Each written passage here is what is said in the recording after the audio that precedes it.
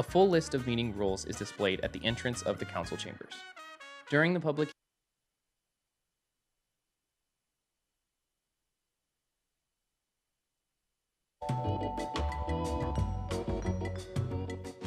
Welcome to Town Hall, and thank you for attending a Gilbert public meeting.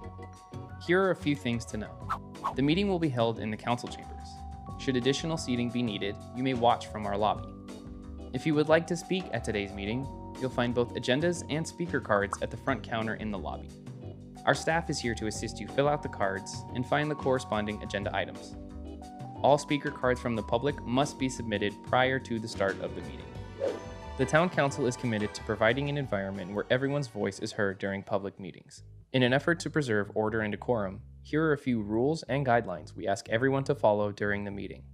You may bring signs and similar items into the council chambers, but these items may not be held above shoulder height or otherwise obstruct the view or block the path of members of the audience. Disruptions impact the flow of discussion, potentially intimidate others, and detract from the purposes of the meeting. Therefore, disruptive behavior, including, but not limited to, cheering, shouting, booing, or the use of profanity is prohibited. Applause is only permissible during the presentations and proclamations portion of the agenda. Threats directed toward any individual or group are prohibited. Speakers may not campaign or advocate for or against candidates for office or ballot issues or otherwise attempt to influence the outcomes of elections. A full list of meeting rules is displayed at the entrance of the council chambers. During the public hearing portion of the agenda and during communications from citizens, when your name is called, please come forward to the podium.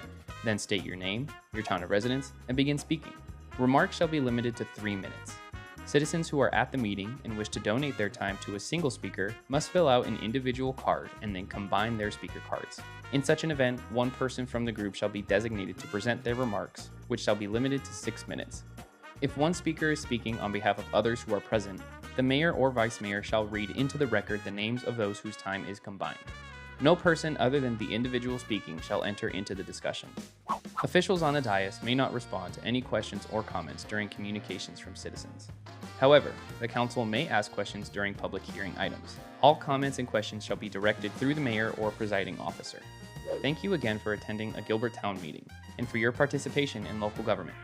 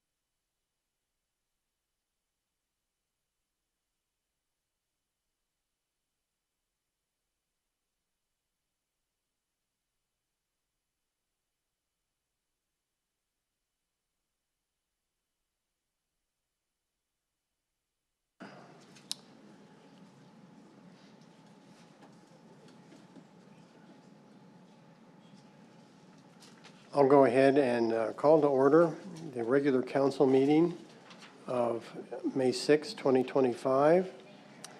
And we'll start with an invocation and pledge of allegiance. Our invocation will be offered by Greg Neer of the Church of Jesus Christ of Latter-day Saints. Thank you, Greg.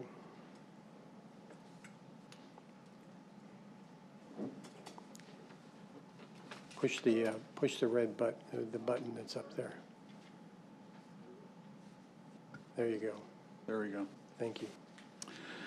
Dear God, our Heavenly Father, we approach you this evening with humility and with gratitude for the opportunity to be here this evening at this town council meeting. We thank thee, Father, for the many blessings that we enjoy, for this beautiful town that we live in, for our state and our country. We're grateful for the principles of freedom and liberty upon which this country was established. We recognize, Father, that there are many varieties of opinions and feelings, and we pray that thy Spirit might reign here this evening in an effort of peace and community, that we might discuss the things that need to be discussed in harmony and with respect one for another. We are grateful, Father, for those who have been chosen to lead and guide this town, and we pray for them.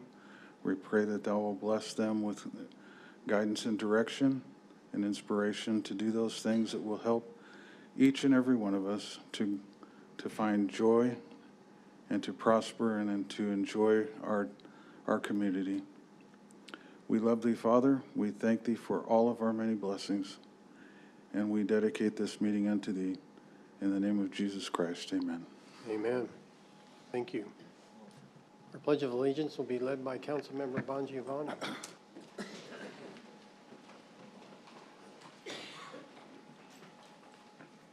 Pledge allegiance to the flag, the United States of America, and to the republic which stands one nation under God, indivisible, with liberty and justice for all. The clerk will call the roll. Mayor Scott Anderson. Here. Vice Mayor Bobby Buckley. Here. Councilmember Chuck Bongiovanni. Here. Councilmember Kenny Buckland. Here. Councilmember Young Kaprowski. Councilmember Monty Lyons. Present. And Councilmember Jim Torgerson. Here. A quorum is present. Thank you. We have a couple of proclamations and a presentation tonight. First, we'll start with the proclamation declaring the week of May 4th through the 10th, 2025 as National Travel and Tourism Week, and the week of May 12th through the 16th as Economic Development Week. Vice Mayor Buckley, I think, will be doing this.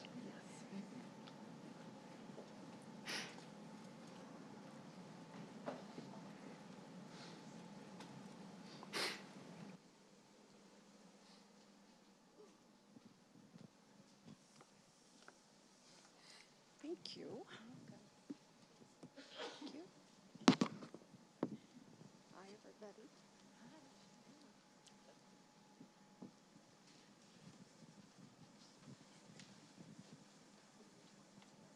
Are we missing Dan Henderson? Is he good? He's sick.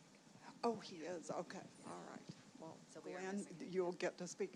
Do you guys want to introduce yourselves and then I'll read your proclamation, or? Sure, yeah. Is this on? Can you guys hear me? Okay. Hi, I'm Sandeep Sabu. Hi, Glenn Schlattman, Tourism Manager. Mike Martella, Senior Project Manager for the Office of Economic Development. Mackenzie Wilson, Economic Development Project Manager. Michelle Streeter, Senior Project Manager, Marketing and Communications. Liz Mangan, Tourism Project Manager. Linda Yap, Administrative Assistant. Sydney Bethel Price, Redevelopment Project Manager. Thank you all very much. With that, we'll go ahead and I'll read the proclamation. So this is for National Travel and Tourism and Economic Development Week for 2025. Whereas Gilbert is part of the International Economic Development Council and U.S. Travel Association. And whereas the International Economic Development Council is the largest professional economic development organization dedicated to serving economic developers. And whereas the U.S. Travel Association is the national nonprofit organization representing and advocating for all components of the travel industry.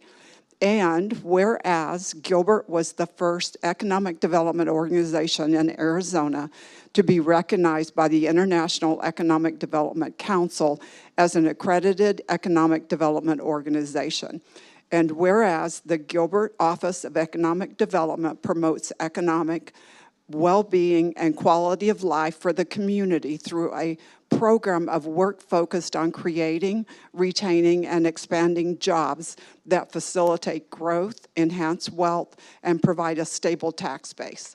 And whereas travel is a pillar of economic growth, creating jobs at a faster rate than other sectors nationally, with tourism in Gilbert welcoming 5.7 million visitors and generating $370 million in visitor spending in 2023, and saw annual occupied hotel rooms grow by 2.5% in 2024.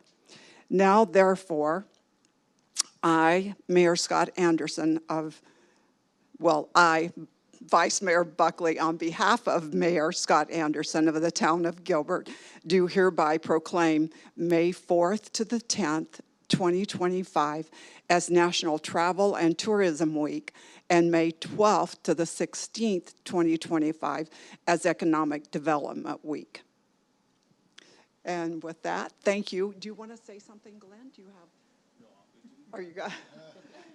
Any of you want to say anything? Well, congratulations. I'll give this to you since you're here, and it's for all of you, and thank you all for what you have done. And I enjoy being the liaison for tourism. It's never a dull moment, right?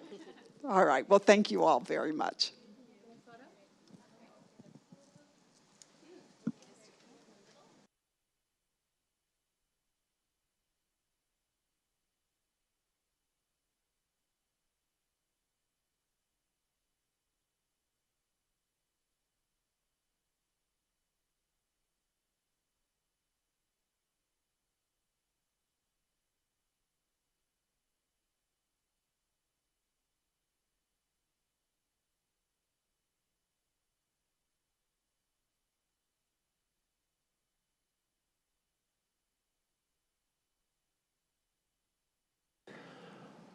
Our next proclamation will be presented by Councilmember Buckland, a proclamation about Municipal Clerks Week.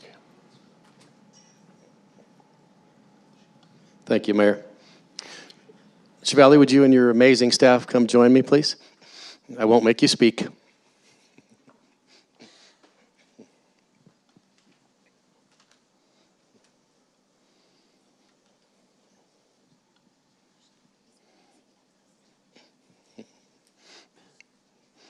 This proclamation is for Municipal Clerks Week. Whereas the office of Municipal Clerk is a time-honored and vital part of the local government that exists throughout the world and remains the oldest profession among public servants. And whereas the office of Municipal Clerk serves as the official legal information center and professional link between citizens, local governing bodies, and the agencies of government at other levels. And whereas municipal clerks have pledged to be ever mindful of their neutrality and impartiality, rendering equal service to all. Whereas Gilbert's town clerk staff have completed autism certification that ensures successful interactions with Gilbert community's members.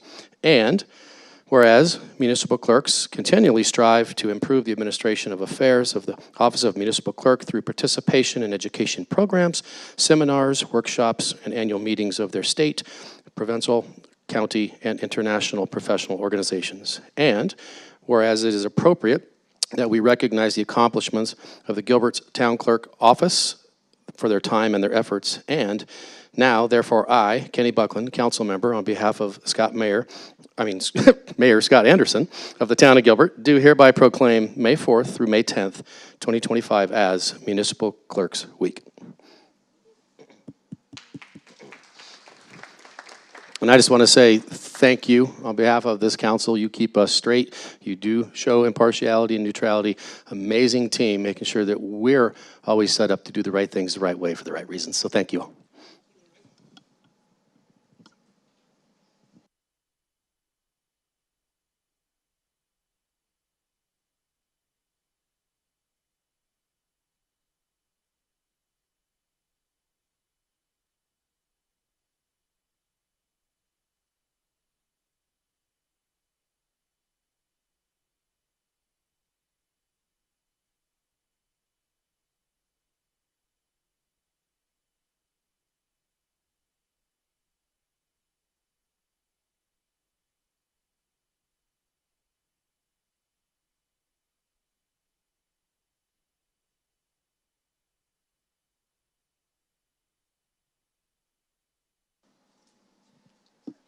Lastly, we have a special presentation, the Green Gilbert Partnership Program, the new certifications and student art contest winners. Councilmember Torgerson is going to be doing this one.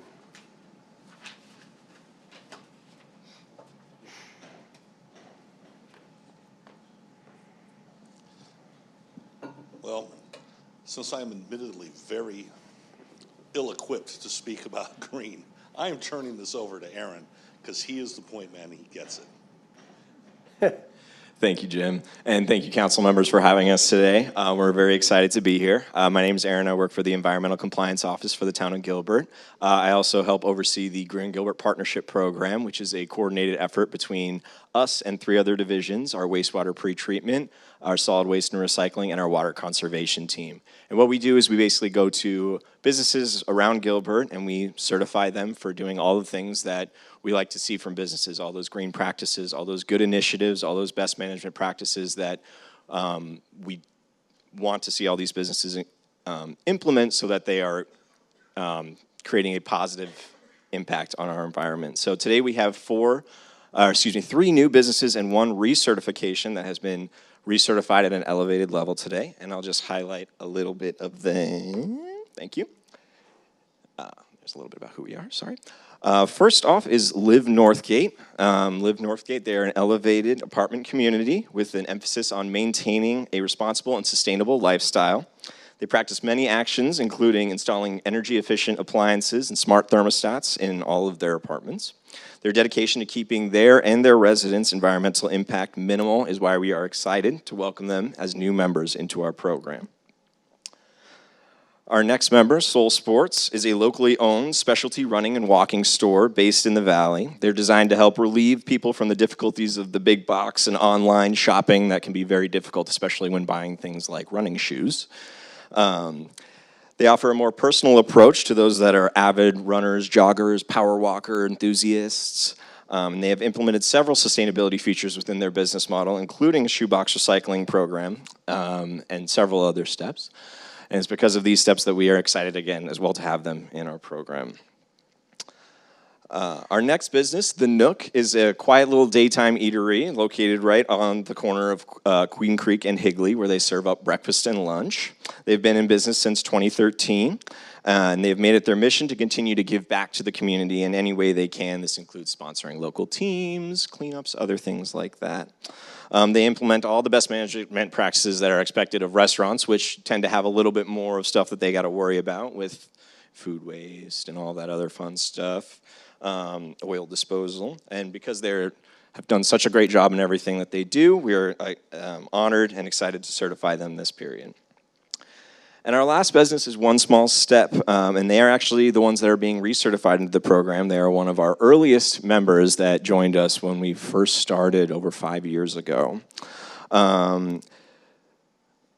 They are being recertified at the innovator level due to their longevity, as well as the additional green achievements that they have implemented since becoming into the program.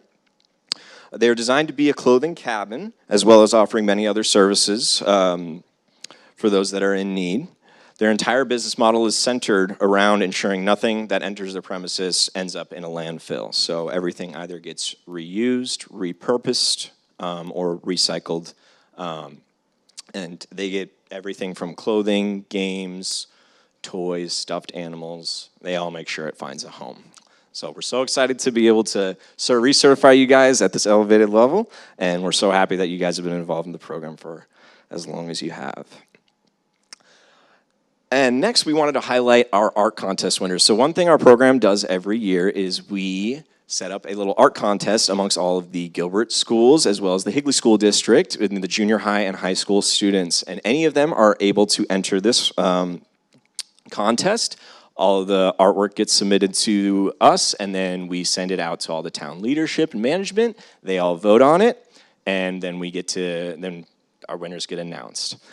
So in third place this year from Campo Verde High, we had Brooklyn Nenarde with her Think Green, Act Clean artwork that you see on the right there. Also, what you see on the screen here was actually blown up and put onto garbage trucks that will be driven around the town as well. Our second place winner, who is here with us tonight, Dwayne Chandler from Highland Junior High, has Cleaner Pipes and Cleaner Tomorrow artwork on the right there as well. And our first place winner from Gilbert Glassville Academy, Ava Goodwin, after Think Green, Act Clean artwork up at the top. So please give a round of applause for those artwork contest winners. And now we will ask the businesses that are in attendance here to come on up and receive their certificates. We will start with One Small Step, if you want to come up here.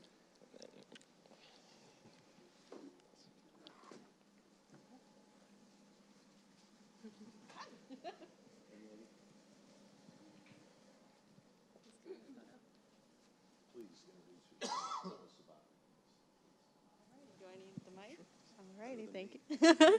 Hi there, everyone. My name is Gabby Atono Rodriguez. I am the program specialist at One Small Step. Just like Erin said, we are really passionate of making sure that all of our items that are donated to us by the local community goes and ends up in the correct place. So that means that we either, if we cannot use it, we will go ahead and find other partners who have larger facilities, make sure that all those items actually go into the right place. For ourselves, we can help the community. We give out clothes for free to anyone in need. We also help provide back to work items. So if anyone you know is needing, for example, steel-toed work boots or non-slip shoes, we can also provide that for free. And then we also help our unsheltered community, making sure that they have a place that they feel welcome and dignified, and they can receive shower services, laundry services, and a mailbox for free. All right. Thank you. What is our next step, young lady? We'll do a photo if everyone wants to come together.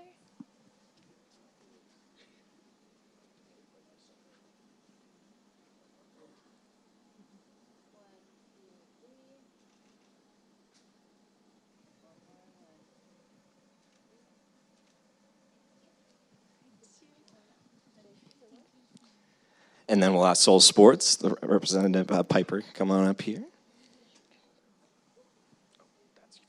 Oh, sorry. We're winging it, young lady. Please introduce yourselves, or just yourself. Prepare a speech. Hi, I'm Piper. I'm the manager of Soul Sports Gilbert. We're the fifth location in the Valley, locally owned, and so we specialize in running, walking, just getting you in the right shoes. Your feet take a beating, so we just want to make sure they're being pampered, and so with our services, we can get you into the best fit. A nice program that we do offer is that we do recycle sneakers, trainers, tennis shoes, whatever you want to call them, running apparel and socks. And so they go into a program where they will be repurposed into playground equipment, or if there are shoes that can be donated to those in need, they also go to that direction. Do a photo. Come on together. Come. I think we're one. Well, okay, we're here. All right, we're back.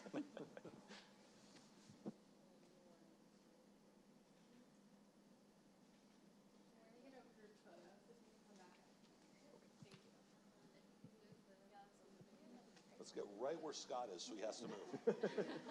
noticed they're making a move every time. Just a little further over.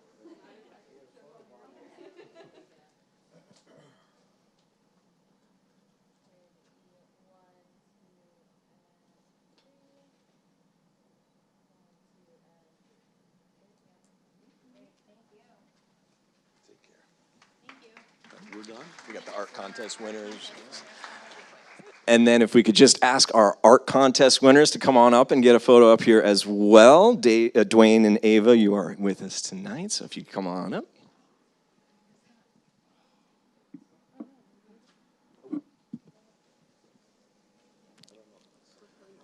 Brooklyn is here as well. Thank you. Sorry. Yes.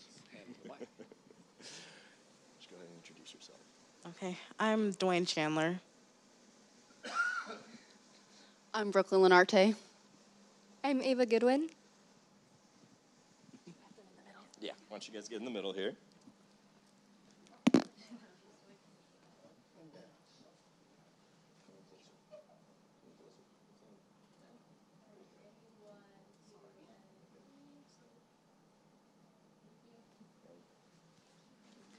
Thank you so much, everyone.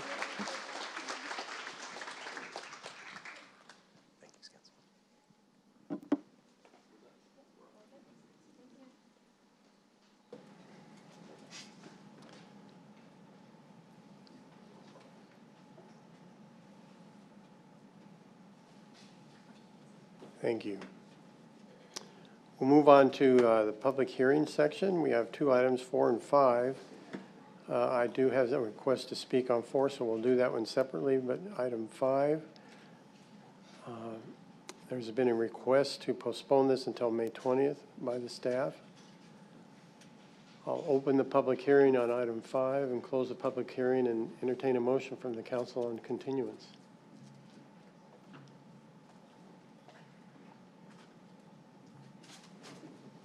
There we go. I'd like to make a motion to continue this till, what was the date? May 20th. May 20th. Is there a second? I'll second.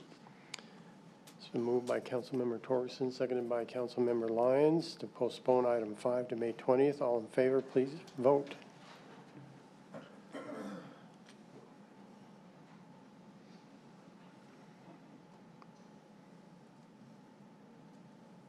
Did yours vote? Did you vote? There we go. Item passes 6-0. Oh, okay. We're missing you. Yes, Councilmember Kaprowski is not with us tonight. We'll proceed on to item 4. Item 4 is a zoning Z2422 Bella Storia PAD amendment. And we'll ask the staff to give us a presentation.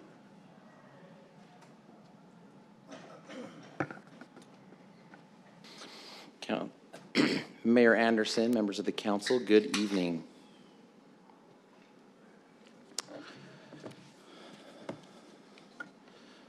So my project before you tonight, as you've already stated, is for Bella Storia Apartments, Parcel B. It's a PAD amendment. I'll go over those details in a second here. The site is located in the original Bella Storia planned area development, which is approximately 76 gross acres. And you can see the overall PAD boundary is highlighted with the red color.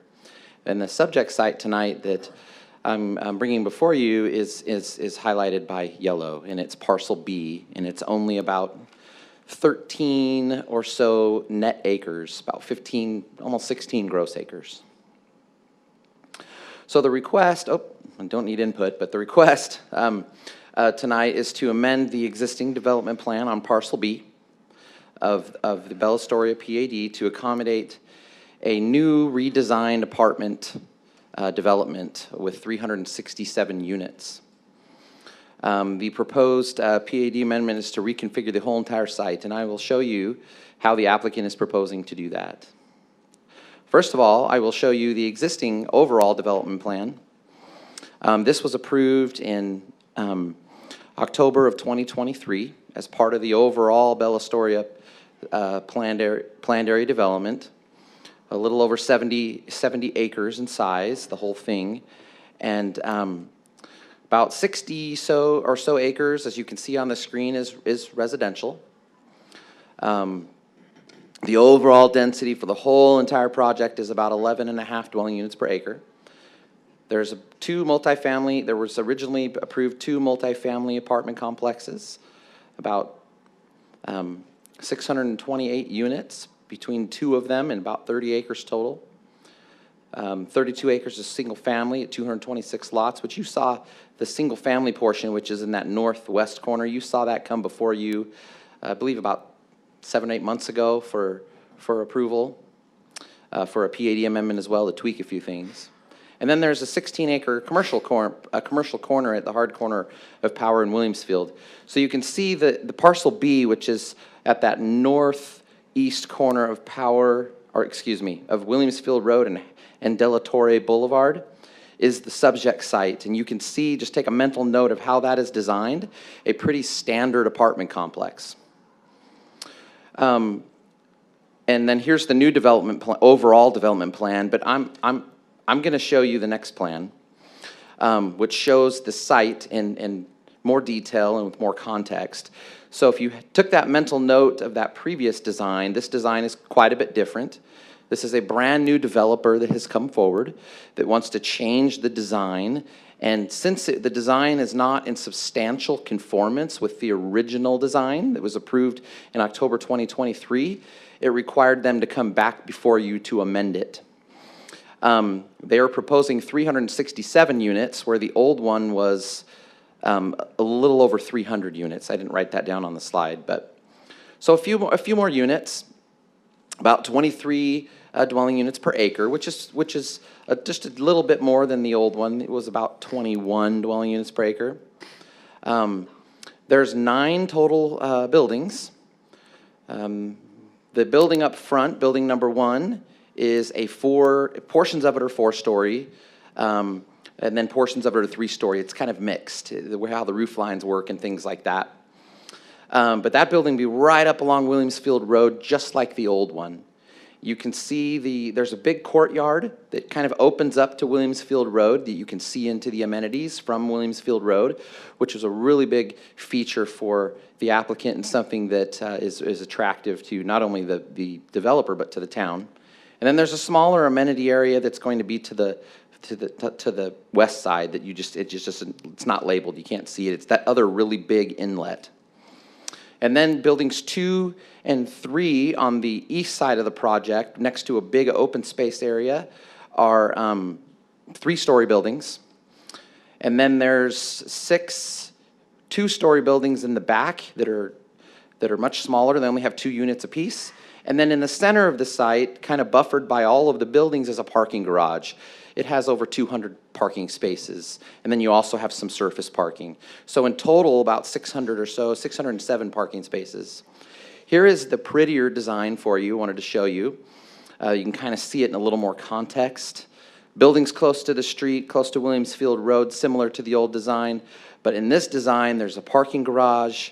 Most of the parking is pretty well screened by the buildings, and you won't really notice a lot of it from the street frontage, which is a huge upgrade in the design of the site. All of the open space is in the parking lots, along the street frontages, but their open space amenities are in between the buildings. The building 1, those big amenity areas with a pool and all kinds of grass areas and grilling locations. And then you will see along the eastern border is a really cool open space area that kind of allows this project to further integrate itself with the future shopping center that will be located to the east of the project. So that's the project in a nutshell. And like I stated earlier, because of the brand new design being greatly differing from the original design, it required an amendment to the PAD and to be brought back before you for reapproval. So that is the main reason why this item is before you tonight. From a public participation standpoint, staff or the applicant held a neighborhood meeting in November of 2024. No surrounding residents or surrounding property owners attended. So that concludes my presentation for you tonight. And for all the reasons in the staff report and based on all the conditions, we move to recommend approval of this PAD amendment for Parcel B of Bella Storia, subject to conditions in the report. And I'm open for any questions now if you have any. And the applicant from the law firm of Whiffy Morris Baugh, Ben Tate, is also here. He can answer questions, and I believe he even has a presentation if you want him to give one. So thank you very much. Thank you, Keith. Questions? Councilmember Bongiovanni. Thank you, Mayor. Keith, why the change? 67 apartments, why? Mayor Anderson, Councilmember Bongiovanni. So you're talking about the difference between the old number and the new number. I would like to defer that answer to the applicant.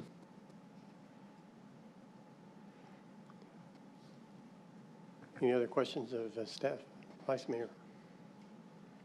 Yes, so I have a question here. So you're saying that this was approved, it's already been approved. And why is it in zoning then? Why is that a zoning question versus just a change? Mayor Anderson, Vice Mayor Buckley. So yes, to answer your question, the previous design was approved, like what you see on your screen, for a multifamily medium apartment complex. It already has the zoning. Staff already approved the previous development plan through the original zoning in that design. The reason we're bringing it back before you is because town staff, the new design is not in substantial conformance with the old design. So it was greatly different. So we require it to come back before you to get a reapproval, if that makes sense. It is going up in the total number of units by about 67 units. But the biggest thing is in our code, it does state that if a previously approved design is not in substantial conformance, which we deemed this not to be because of the location and placement of buildings, the building configuration being different, a few more units, and the design and open space being located in totally different areas, we were required to bring it back before you for reapproval.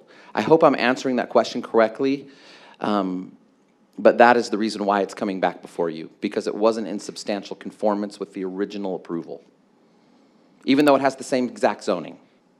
Because of the changes you have made? Correct. That's correct. Okay. So, and do you recall when this was approved? By council, right? Yes, Mayor Anderson, Vice Mayor Buckley. The original design of this design that's on the screen was approved in October of 2023. And back at that time, the developer was totally different.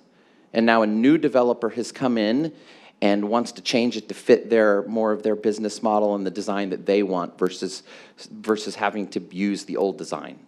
Okay. Okay. Well, I myself have a bit of a problem increasing the units in here. Just to make a note of that. I have an issue with that.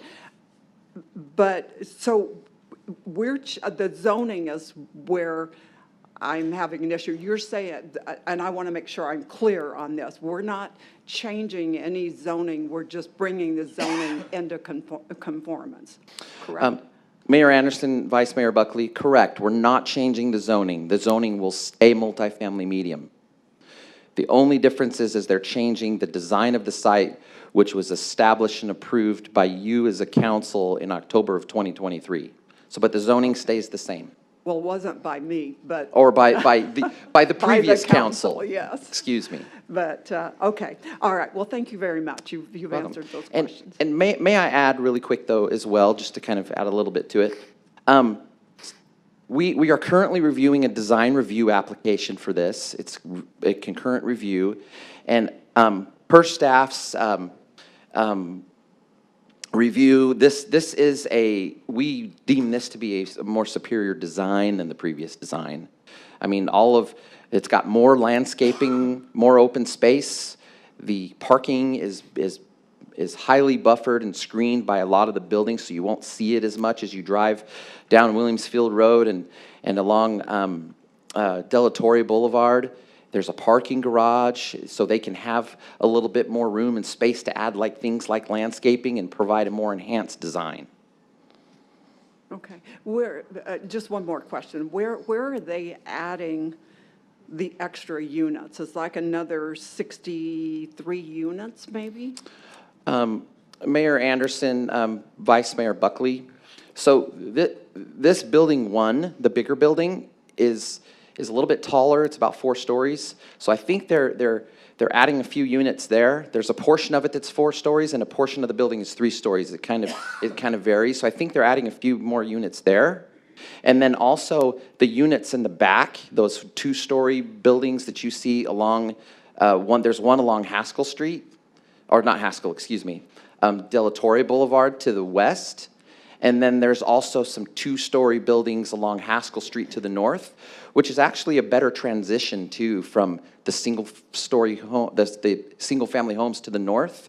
So it actually creates a better transition from single-family to multifamily as well with those buildings along Haskell Street. So, but that's I believe where they're adding the units. But the applicant can answer that question probably better than me. Okay. Are they here or? Yes, they are. They'll be coming up in just a moment. Yeah, well, you've answered my questions and stuff, so that's all I need. Councilmember Lyons. Thank you, Mayor Anderson. You're looking at a 20% increase in the number of units on this particular site. Was there a traffic study done to determine the impact of that change? Because you're looking at, I'd say, a significant increase in the amount of traffic that would be expected in there as well, and that intersection is quite busy. So was there a traffic study along with that to give us the impact of that kind? That's a substantial increase, 20%. So, Mayor Anderson, Councilmember Lyons, we are concurrently reviewing the design review application, and there is a traffic impact analysis that has been reviewed, and our traffic team has accepted it and is okay with the additional units and has approved that portion of the traffic impact analysis. does that include the ingress and egress at the site? Was there any change to that with this new design? Mayor Anderson, Councilmember Lyons, there is no change to the ingress and egress locations. Okay. On these new buildings, does the number of stories change? Does this went from 3 to 4, or is it stay, or what was approved before?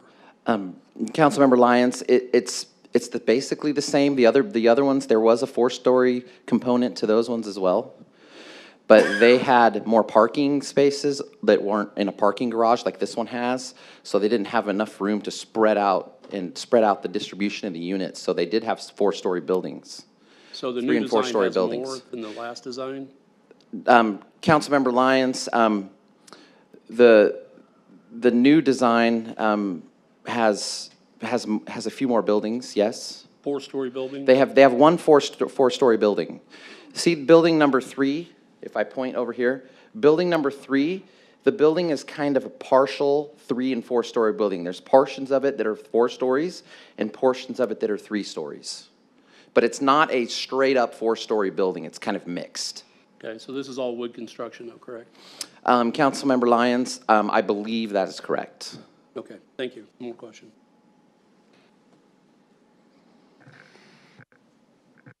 Thank you, Keith. Welcome. We'll ask the applicant this time if you'd like to come up.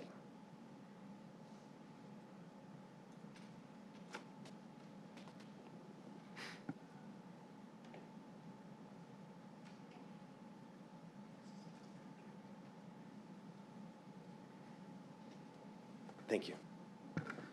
Good evening, Mr. Mayor, members of the council. Benjamin Tay with Withee Morris Baugh, 2525 East Arizona Biltmore Circle, on behalf of the applicant Vista Residential Partners.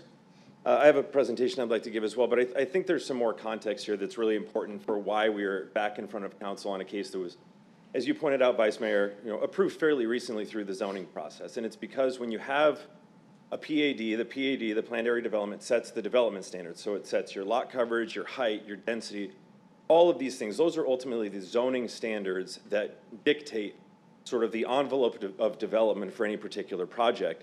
But then as a part of that, there are development plans that are stipulated along with that. If you change one of those development plans where you're stipulated to general conformance and change it to such a degree that staff can no longer make that finding of general conformance, then it has to come back as a PAD amendment. And frankly, that's why we're in front of you today. But the most important piece of this that I really need to emphasize throughout my presentation is that we are staying completely within the development standards that were approved by this council when the Bella Storia PAD was approved. So we are within the density of medium density multifamily that is permitted. We're within the height that's permitted. We're within all of the development standards that are permitted. We're simply changing the site plan to reflect this new project. And the reason we're doing that is because when this PAD was approved by the council in, I believe, the fall of 2023, there was no developer or ultimate end user developer for the multifamily. So the applicant who brought this PAD through was doing it somewhat speculatively. So they wanted to get the land use entitlements in place to then go and market each of these individual parcels to an eventual developer and builder. And that's what Vista Residential Partners is. So they became aware that the PAD was approved, they saw the development standards that were available, but the site plan that the original applicant brought through, because they weren't the end builder, the site plan that they proposed for this site was really just their best guess of what an end multifamily developer would want on this site. And when we approached Keith and staff, who I just want to take a second to recognize them, have been truly wonderful throughout this process and worked with us and recognized that the design that Vista was proposing for the site, as Keith noted, was truly a superior design in a lot of ways. And that's really what I'd like to highlight is we're simply taking the development standards that have already been approved by the town for this site and providing a better product in a lot of different ways. Where do I need to point this to? There we go. So as Keith pointed out, and that should actually say the northeast corner of Williamsville and the Delatory, I apologize. It's a little bit less than 16 gross acres, and importantly, it's zoned for multifamily medium. And that allows up to 25 dwelling units to the acre, which we are underneath. We're around 23 units to the acre. The original project was around 21 units to the acre. So it's, on the whole, it's a fairly marginal difference in terms of density. To our north, we have single-family attached and single-family detached, which is also part of the Bella Storia PAD.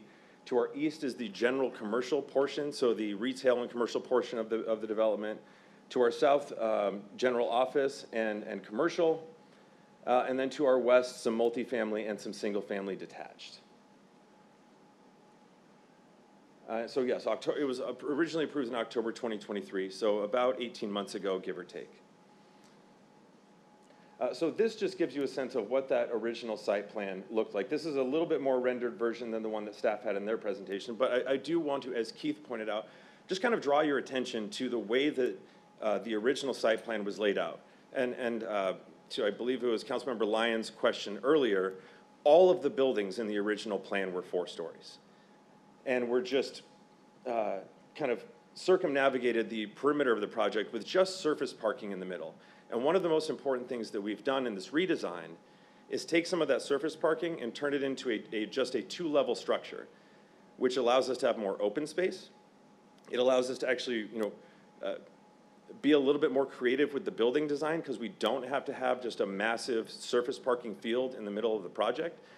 And it allows us to just sort of better configure the site to be more compatible with our surrounding neighbors. So here's how that updated site plan now fits into the overall Bella Storia PAD. It is a mix of 3- and 4-story buildings, so whereas the original project was all 4 stories, as you'll see here, there are some elements of that large building, the one that's down in the southwest corner of the project, that is 4 stories.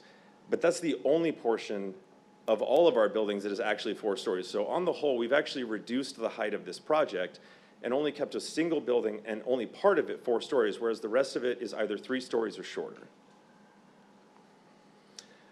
We took what was a fairly, I guess one-dimensional is the best word I can think of, building design, where it was just these buildings around the perimeter, and we've created a little bit more push and pull and articulation to create a lot more visual interest for the buildings from the street, which is something the staff had really encouraged us to do throughout this project, was to really elevate what was that original building design, which I hesitate to be a little bit pejorative, but was kind of unimaginative in that original design and was really just sort of an off-the-shelf 4-story apartment project where we've taken it and made this one a little bit more unique. So as Keith pointed out, the large courtyard area in the middle there that has all of our amenities, which opens up to the street, and just creates a little bit more visual interest and a little bit more, I guess, texture in the relationship with Williams Field. And there's that two-story parking structure, which again allows us to have a more open space to work with, more landscaping to work with, so it's not just a large surface parking field in the middle, and all of our buildings screen it. And because the parking structure is only 2 stories, and because it has buildings on all 4 sides, you're not going to see it for the most part from the street. All of our buildings screen it from the surrounding public rights-of-way. Along our eastern side, we've taken those 3-story buildings and put in a large set of active amenities. So we've got some lawns, we've got a fountain, we've got some sports courts and a dog park, which creates a transition between our project and the commercial area to the east, where it didn't exist before. So now it feels like a more cohesive development between the multifamily project and the commercial that's going on to the east. It really makes it feel like a true mixed-use project, where before it just kind of felt like some apartments next to some commercial. And it feels like there's a little bit more integration into those 2 elements of the project.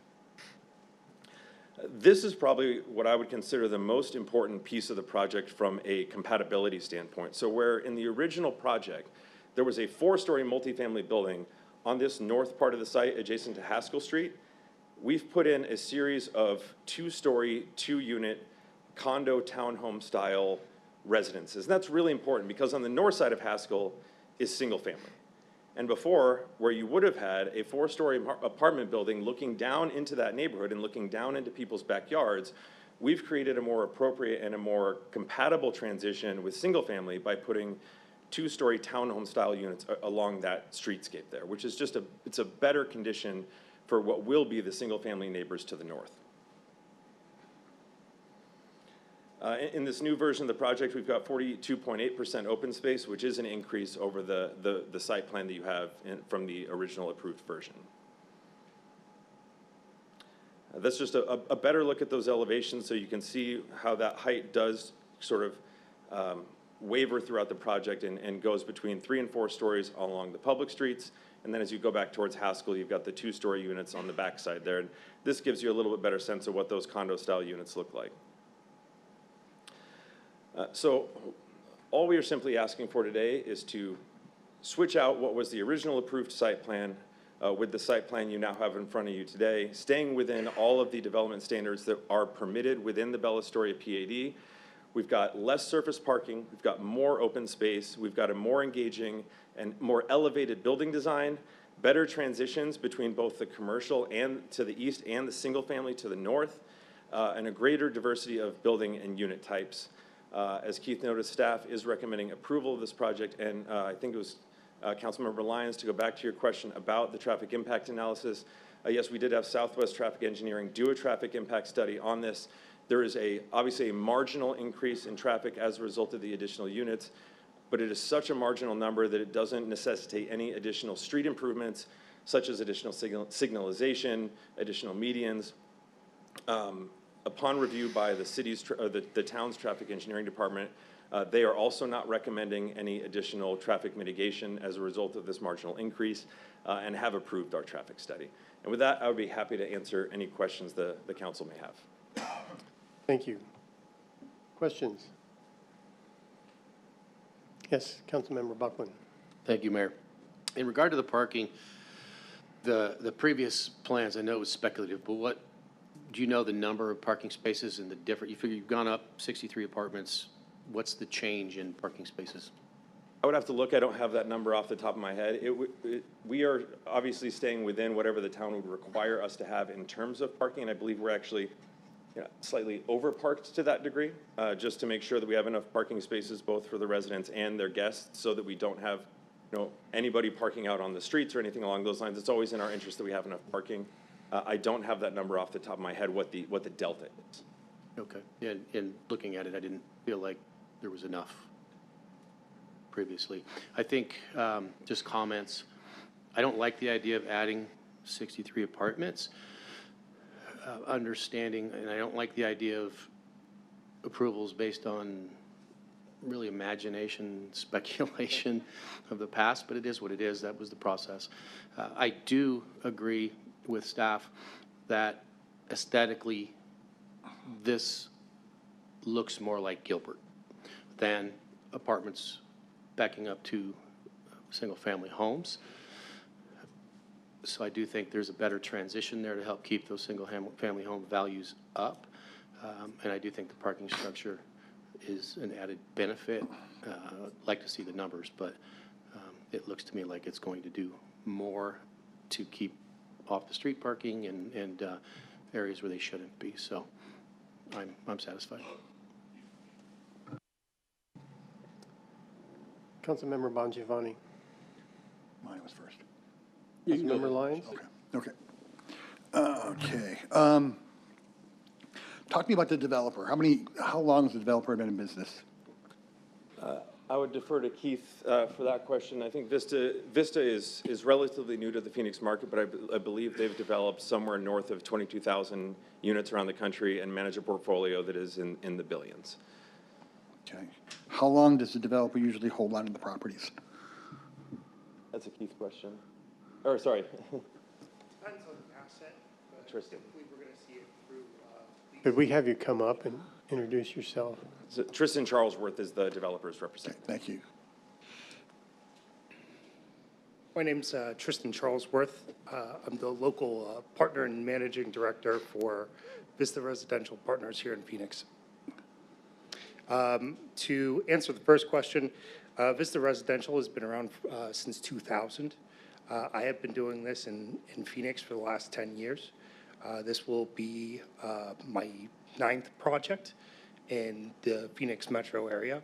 I'm local here, went to ASU, and happy to continue developing here. Second answer, or second question, depending on the asset, we tend to be a long-term holder. We are invested as a company in each one of these projects within that capital stack. So we have direct ownership in these projects. If that answers your question. Okay, what's expected rent for the apartments? We're under 2,000 unit on average. Okay. Does it pencil at 300 units? No. So, and the reason that we are increasing the unit count here is to allow us to do some of the things that we were not able to do under the other site plan. We could have come in and said, yes, we're going to do that site plan, and we would not have had to go through the zoning process. However, given the site and the overall master plan, Bella Storia master plan, we wanted the opportunity to design a project here that was differentiated by quality. And some of the ways that we've done that is we've added multiple types of housing here. We don't have just apartments here. We've got, condo type units in the front. Those will be for rent, but those come with garages as well. Adding the garage is a significant expense, but it's also allowed us to create that transition area to the east to the future retail there. So we're creating a much more walkable environment. It's allowed us to do a lot of the other things that we've done here, including improve the aesthetics of that building. This is not a box. We are spending, significant dollars on the aesthetics, the roof. We are adding, significantly more open space on the project.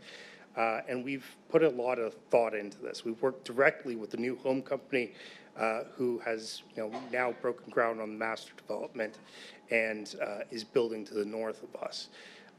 And they much prefer the units that we have on the northern boundary. So the quick answer is the additional units support the improvements to the site that we've made. Thank you. Councilmember Lyons. He's answered my question, so thank you. Thank you. Other questions? Thank you. We'll reserve the opportunity to come back if we do. Councilmember Torgerson. I'm curious why you didn't bring this to us earlier.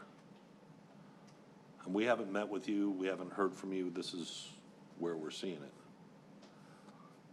it. Councilmember Torgerson, are you referring to bringing this to the council in a public hearing, or? As typically done by your company, somebody comes in and shows us changes their looking at, gets feedback, sees what the appetite is for changes, and this wasn't done this time. I'm curious as to why. Councilmember Torgerson, I think our thought process going into this case, and frankly, when we met with staff in the very beginning, back in the fall of 2024, we were working very hard to actually try to keep this project even within the bounds of general conformance, and we spent probably a month and a half going back and forth with staff to try to make this design work within the bounds of general conformance to where this would just be an administrative approval. And what ultimately came out of that was, although staff's feedback to us throughout this process has been, yes, we think this is a superior design to what was there before. Yes, we think this is a great project. We just can't ultimately make the determination that this is close enough to general conformance to fall within the bounds of an administrative approval. So you're going to need to take this through the PAD amendment process. That being said, unlike a zoning case where, yes, that's always something we would do, especially early on, to bring something, sort of on an informal level to members of the council to get this early feedback. This is something that the council had already made the legislative decision with the original case that multifamily was appropriate for this site, that multifamily medium was appropriate for this site, and from our perspective, all we were doing was taking, I guess, reimagining what had already been approved, but staying within the bounds of what the council had approved with respect to density, with respect to height, with respect to parking, all of the things that sort of feed into that legislative decision to make a zoning decision. And so I guess from our perspective, we were just taking what the council had already done from a sort of a policy-making perspective of deciding that multifamily was appropriate for this site and applying that to a specific builder's design, rather than, as I pointed out, a zoning case in which, yes, that is a brand new decision for a site to make a land use decision. From our perspective, this is not really a land use decision. This is more of an aesthetics and design decision.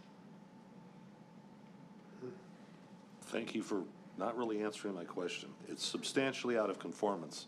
That's why I would think that you would want to get input from people that sit here and have to pass judgment on it and make a decision. But thank you. Understood. Thank you. I have one request to speak card, Noah James Markham.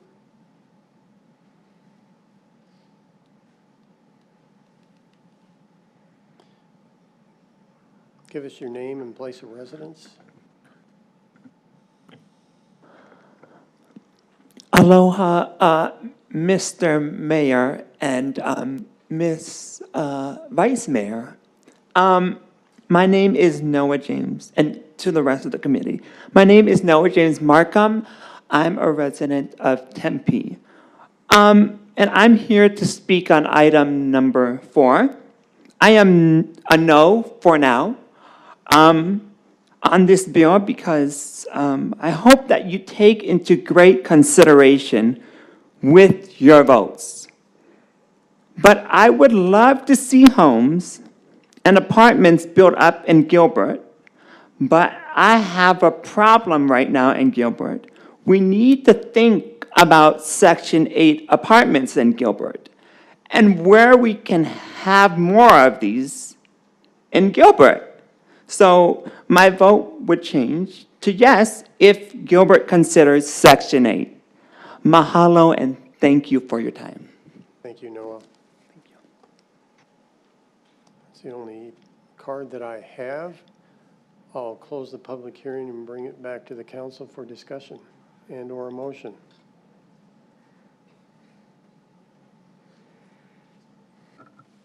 I move to approve item 4 as written. I have some discussion on it. Same. I want to discuss some stuff. We have a motion on the floor. You can go ahead with discussion. Is that okay, Chris?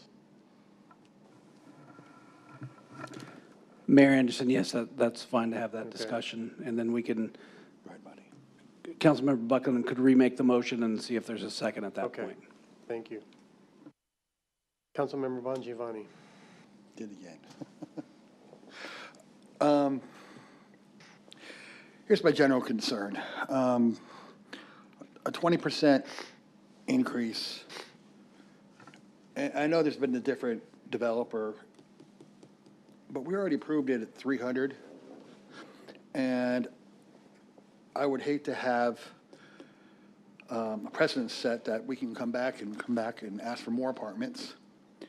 My concern isn't generally is not necessarily this particular project.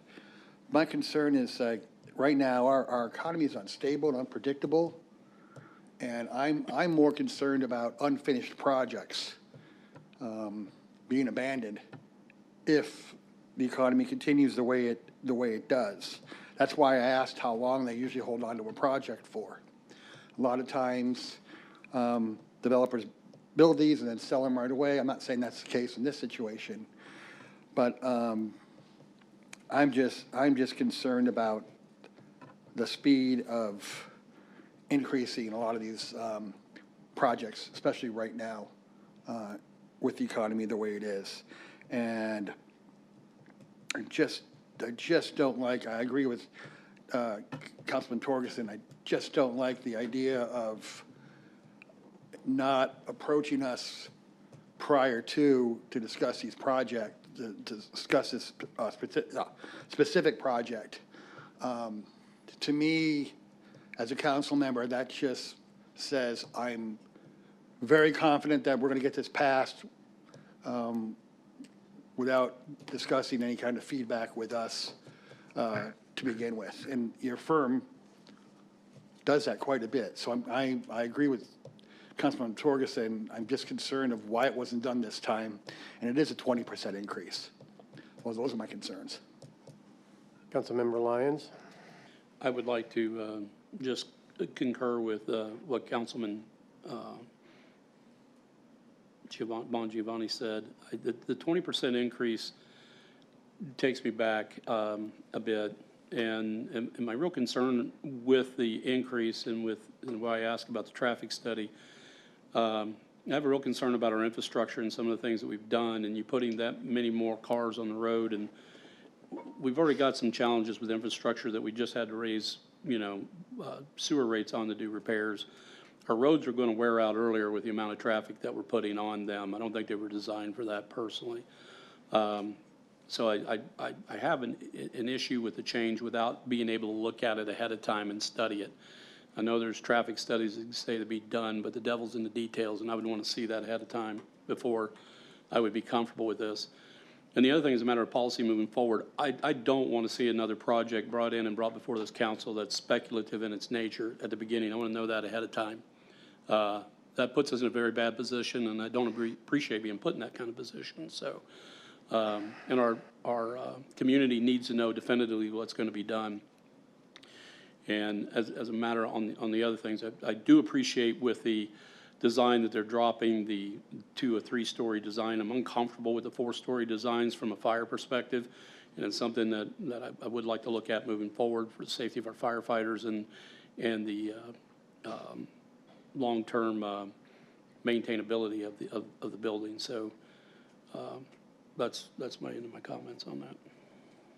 Thank you. I'll make a comment. Being the one council member that was here when it was originally done, I think that we should have a reasonable assurance that what comes before us is going to be built the way it's represented on a plan. And when that changes, and I call this substantially, it concerns me that we're using a process of improving design to increase density. That doesn't fit very well, I don't think. Not with me, it doesn't. I could see a smaller increase of number of units, but I think this is a pretty large increase and quite a deviation from the plan that the previous council did approve with an assurance that that was the way things were going to develop. So that also concerns me as it does the other council members. Councilmember Buckland. Very, very solid discussion, arguments. Why I totally understand. All of that makes sense. My concerns are that as designed, this builder can just go back and build it. And now we have less open space. We have, and again, I too don't like the idea of adding more apartments.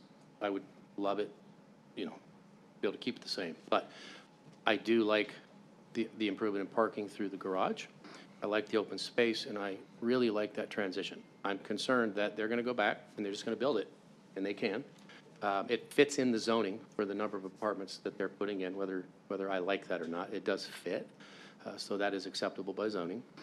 But I just don't want apartments stacked over the top of houses. That transition, I think, is really important aesthetically, keeping those values up. The theme of Gilbert continues. So that's my why. That makes sense. Thank you. It does. I see the applicant is down here. Did you want to add to the discussion?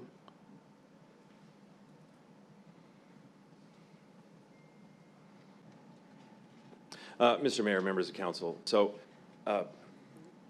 Councilmember Buckland, I appreciate you saying that, because that's, you know, I really want to just kind of highlight the applicant's aim here.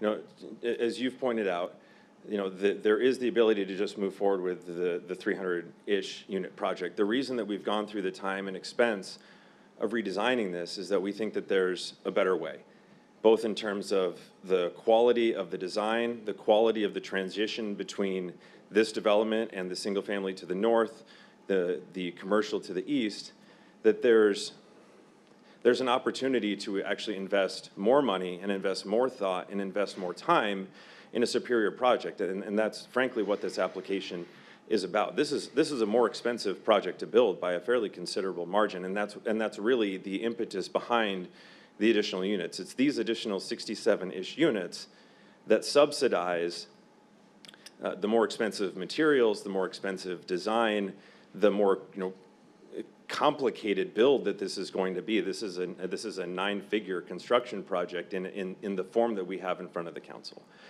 And, you know, just from a timing perspective, as Keith pointed out, we do have to go back. We have our design review public hearing in June. So if the council's not quite ready to approve this project tonight and they would like us to go back and provide a little bit more detail, we're certainly open to that. We would certainly welcome and appreciate a vote of approval tonight. But if the council is not quite at that point, then we are open to continuing to work with the council and staff to get to that point. Thank you. Councilmember Torgerson. I actually believe I was on council at the time this was annexed in, and Bobby was and Chuck was. And I have a problem with people coming back for a second bite at the apple. I have a huge problem with it, because it puts you in the position twice.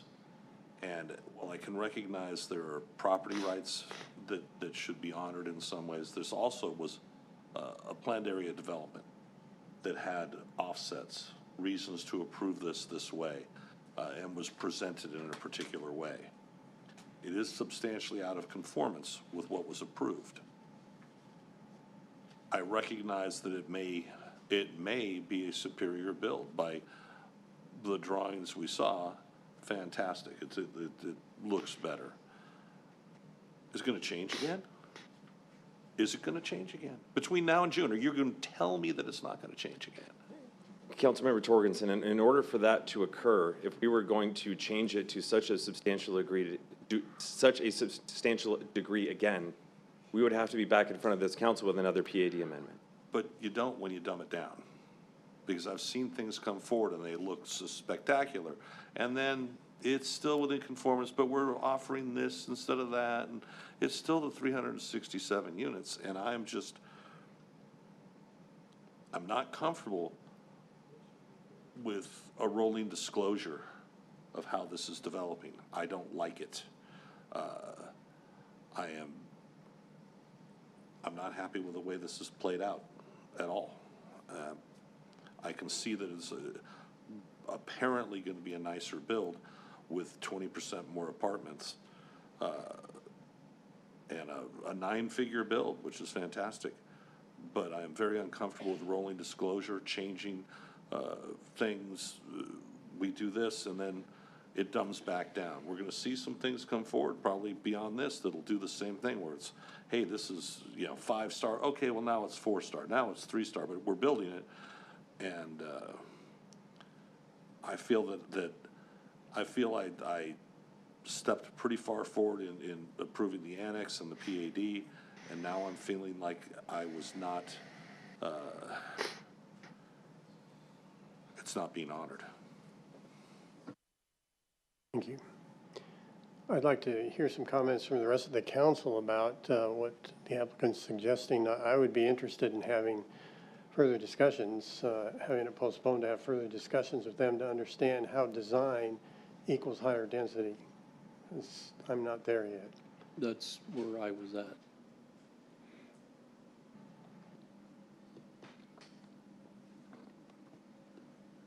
Any other comments? Councilmember Buckland? I am willing to, if it's the desire of the council, to give more time to review this, look it over, recommend some changes. I'm more than happy to amend my motion. Okay. Are you looking at June? Yes, time Mayor. frame? If we are able to come back in June and continue this to a date certain after we've had an opportunity to have our public hearing with the Design Review Board as well, I think hopefully that's enough time for us to address these concerns. Yeah. Mayor, may I make one comment? Councilmember Lyons. Thank you.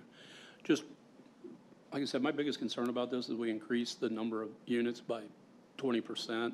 And if I understood what you said, this had to do with making the pencil work as far as getting your ROI on the build. Is that correct?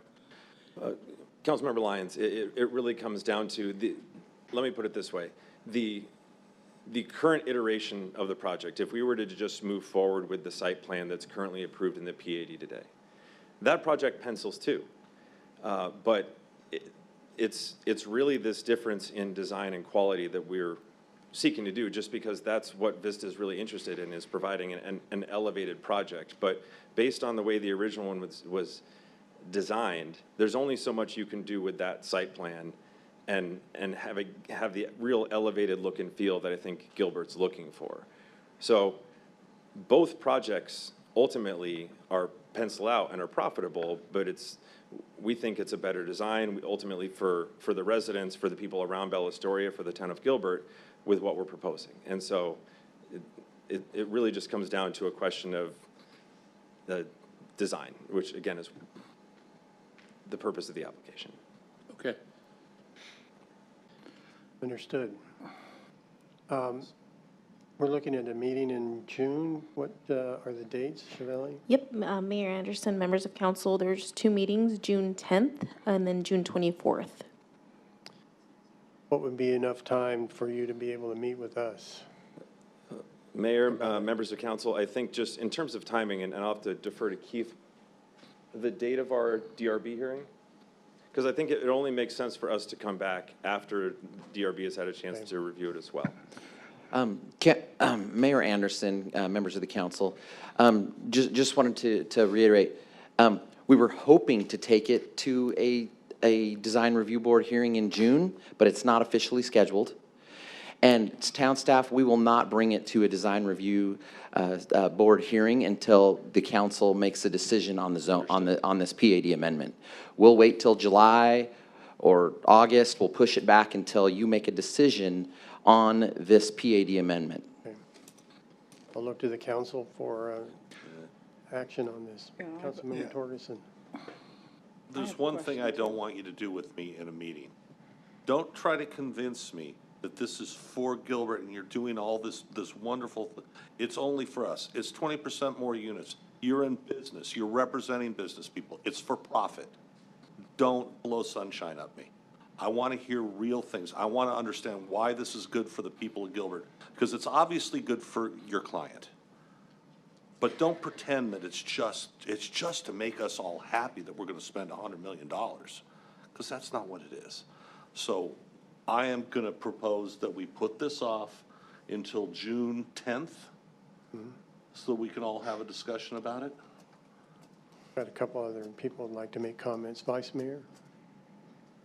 I want to make it clear, all of the things that are said, I don't want to repeat all of that, but I agree with it. My issue, as I said just from the beginning, is the addition of the extra apartments. My other big issue is we haven't seen the parking study. The traffic study. I want to see that. And if I don't see that, I mean, I'm open to listening and hearing what you have to say, but we need the right information. And it isn't just this one. For some reason, the council's not getting the traffic and parking studies. My other concern is that you've increased the units and you decreased the parking. Why not leave you said, excuse me, something about the parking in the middle, that you decreased the parking? Did I hear that wrong? Vice Mayor, just to clarify, we have considerably more parking spaces than the original development had. We have to, because we have more units. In fact, I think we're parked at a slightly better ratio. It's that because we've done a two-story parking structure in the middle of the complex, which obviously allows us to do 2 levels of parking, we don't need as much surface level parking. But overall, we have more parking spaces than the original development did by a significant margin. Okay, so you already have enough parking spaces to cover the 63 extra units? That's correct, Vice Mayor. Okay, excellent. All right, well, thank you. I just wanted to confirm that. But without seeing the parking study or the traffic study, I don't know how much further I could go on this. Understood. Okay, thank you. Councilmember Bongiovanni. Thank you, Mayor. I just want to reiterate again that normal protocol is if you're going to make changes like this, maybe you didn't see it as a big change, but being on this council and approving it the first time and then having it come in front of us the second time puts us in a real bad situation, real bad, feeling up here that we're asking to go to the well for the second time, and not having that information directly from you and just hearing it, seeing it in our packet, hearing it for the first time after we already did approve it. I'd like to, and I know all of us would, meet with you to discuss it a little bit more, to find out exactly what the reasons were, the changes that you're proposing, but to put us up here and put us on the spot like this when we took a lot of heat for approving it in the first place, and then coming back and asking for more. I don't like being in that position. I don't appreciate being in that position. And now you've got some time to make it up to us and talk with us and get our feedback. Understood. Do I have a motion to postpone? So moved. To a date? The date? June 10th. June 10th. There's a motion to postpone till June 10th. Is there a second? Does he have to redo his motion? No, it died. I need a second for this one. Second. It's been moved by Councilmember Bongiovanni, seconded by Councilmember Buckland to postpone this item until June 10th. And in the meantime, we'll have the opportunity to go over more details with the applicant. Please vote.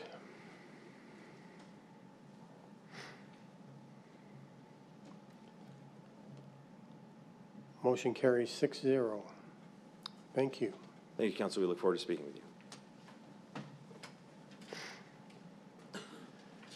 That brings us to the consent calendar.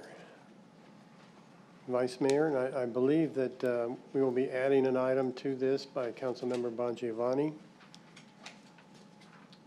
That's correct. So you want me to announce the addition now or at the end? Yes, let's let him go ahead and read those names now. Thank you. Motion to appoint for the Parks and Recreation Board, Brian Cannon and Ben Kaufman as regular members with terms beginning May 13th, 2025 and ending May 12th, 2028. Thank you. That'll be added to the consent calendar. Okay. Thank you. All right. So to begin the consent calendar portion of the meeting, I'm going to pass this over to our town manager, Patrick Banger, to provide an overview of all of the consent items on the calendar this evening. Thank you, Mayor, Vice Mayor Buckley, members of the council. I'll run through high level the items that are on for your consideration on our consent agenda tonight. As always, if you have any questions, please don't hesitate to ask. We also have members of the staff here to answer any questions that may be of more depth that you have an interest in. So to begin with, for the general public, we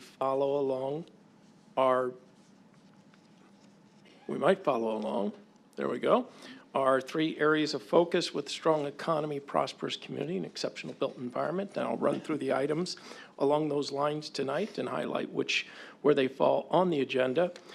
First, with the addendum that was just added, Agenda 10A, the Heritage North partial assignment. It's a motion to approve the agreement for partial assignment and assumption of the rights and obligations under the development and disposition agreement between the town and Heritage North partners for the development of the 9.1 acres along south of Juniper along Gilbert Road.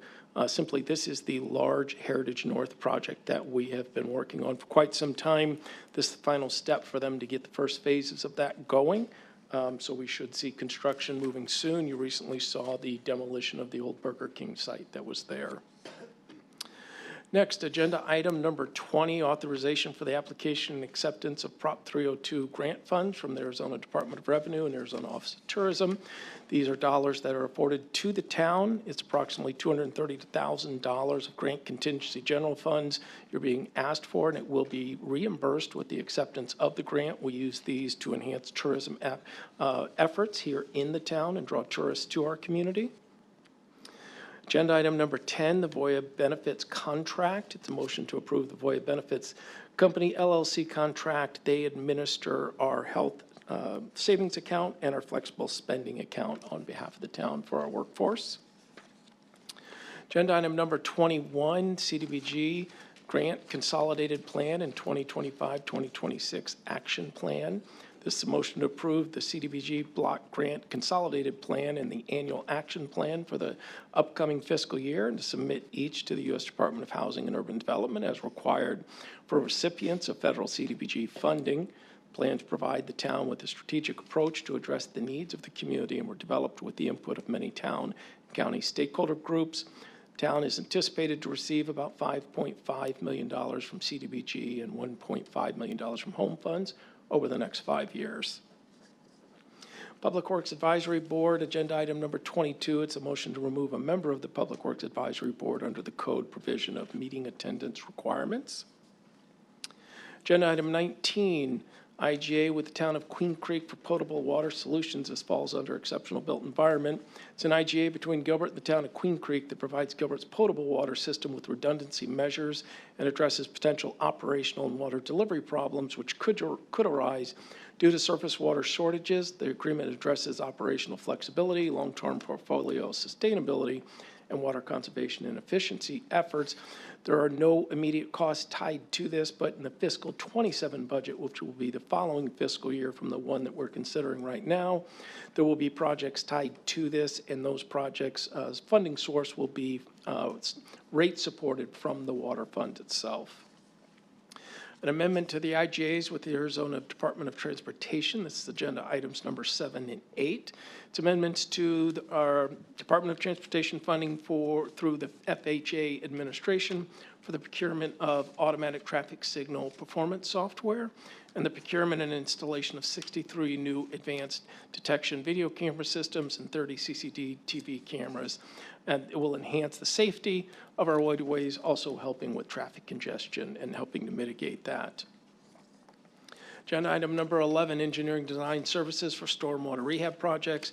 It's a contract for engineering design services with Hazen and Sawyer for 2 CIP projects that address stormwater channel rehabilitation.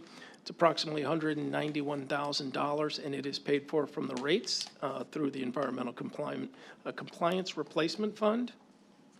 Agenda items 15 and 16, street projects, change order and task order. Number 15 is a change order for AE Services with Enfra, I can never pronounce the name of that company, for the streets improvement project along Melanie Drive and Pioneer Drive. Coordination with property owners has resulted in changes to the design necessary to complete the project. It's roughly $23,598. The funding source for that's the 2022 GO bonds.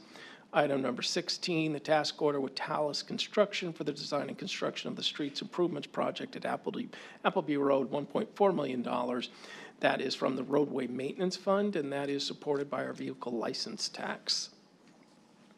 Agenda item number 17, right-of-way for property acquisition and required easement. It's for acquisition and required easements for property located at the southwest corner of Gilbert and Elliott. That is the location of the HD South History Museum for the town. It's about $536,000 of CIP contingency funds coming from the 2022 GO bonds. Agenda item number 14, a change order of agreement for quality assurance testing. It's a change order to the contract agreement with Integer Consulting LLC that supports the quality assurance inspections and testing of private construction projects with impacts to the town's public infrastructure. Recent tests under this program resulted in identification and subsequent remediation of workmanship deficiencies in several projects and the need for additional QA testing. This item supports the addition of funds to support that. And these are public infrastructure being put in by private parties that will then be turned over to the town. And we're doing everything we can to ensure that that project is, that infrastructure is putting in with a quality and meets the specifications the town requires. Agenda item number 16, contingency funding for cost escalation of HVAC unit replacement at Freestone Rec Center. These are original units that are reaching the end of their useful life. It's about a very complex units, not off the shelf. It's $140,000 contingency request from the repair and replacement in the general fund. And these repair and replacement funds, you've seen several items on tonight's agenda hitting that fund. It's why it's so critically important that we fund those adequately so we can address issues like this when they arise. Agenda item number 6, IGA and grant authorization with the City of Tucson for the high-intensity drug trafficking area Phoenix El Dorado Financial Task Force. This is essentially to reimburse overtime costs incurred by the Gilbert Police Department for those times when they participate in those task force with various matters. Agenda items 18 and 19, grant application and acceptance authorizations, the State 911 Program Grant and Governor's Office of Highway Safety. Item 18 is the 911 program. This is covering the cost of Gilbert's operations for its 911 system. Gilbert, for many of you who were around at that time, led the way in the transition over to the new 911 system, which has much greater functionality and capabilities for our residents during those important calls that are made. And on item 19, it's a grant with the Governor's Office of Highway Safety that supports funding the annual Click It and Ticket campaign and reimbursement for those costs tied to that. Agenda item number 13, the Axon contract change order. It's a change order contract to support the purchase and installation of Fleet 3 dash camera systems to 13 new patrol vehicles. These systems support the use of digital evidence gathering as about $300,000 over the next 8 years, with $40,000 from general fund contingency in fiscal 25 to support that. And that is all for the consent agenda tonight. Okay, thank you, Mr. Banger. We appreciate it. Are there any questions? Does anyone have any questions? I do. Councilmember Torgerson? Patrick, just with the grants, I'd like to know, are there any ongoing expenses associated with accepting any grants that are on this? Mayor, Councilmember Torgerson, if there's a specific one, all of the grant funds that we are accepting are the normal terms and conditions. There's nothing out of the ordinary with any of those. Okay, does anyone else have any questions? Are you good? All right, well, with that, then I want to note that we've added item number 24 to the consent agenda, and I will move to approve the consent agenda items number 6 through 24. Can I have a second? I'll second that. Okay, seconded by Councilmember Bongiovanni, and please vote.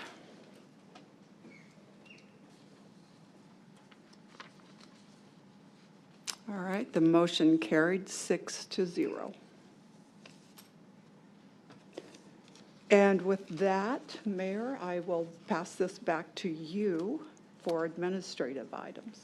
We took care of the administrative item on consent, so I'll throw it back to you for communications. All right.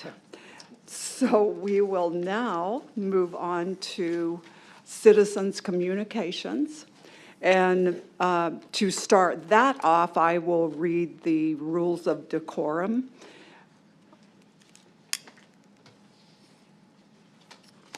Okay, here we go.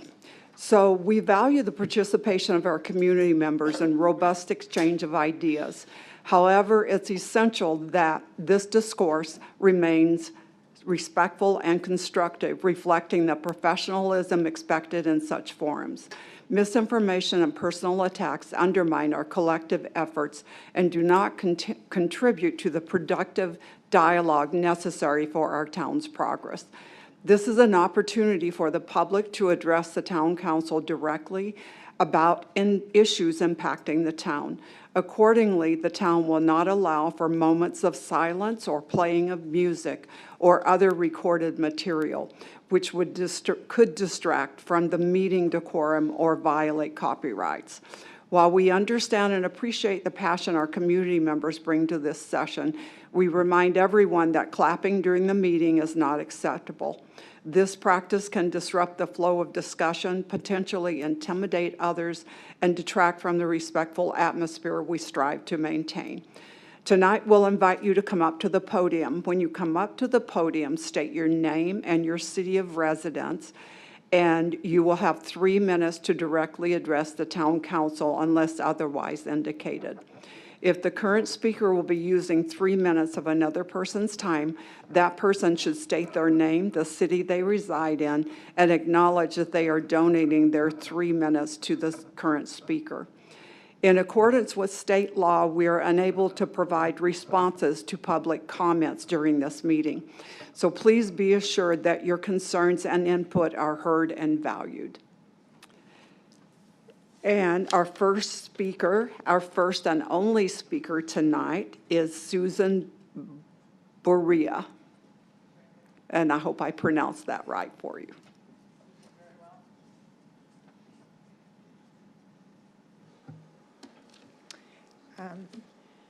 Mayor Anderson, Vice Mayor, council members, and town council staff. My name is Susan Boria. I'm a resident of Adora Trails in South Gilbert, the cattle/cow community. And I wanted to come this evening to give you an update on what our status is. At the moment, it's a good one. We're 70 to 90% improved with the cattle coming into our community. And I'd have to say the residents and the people who drop off their kids at the school that's in our community are thrilled. How did this happen?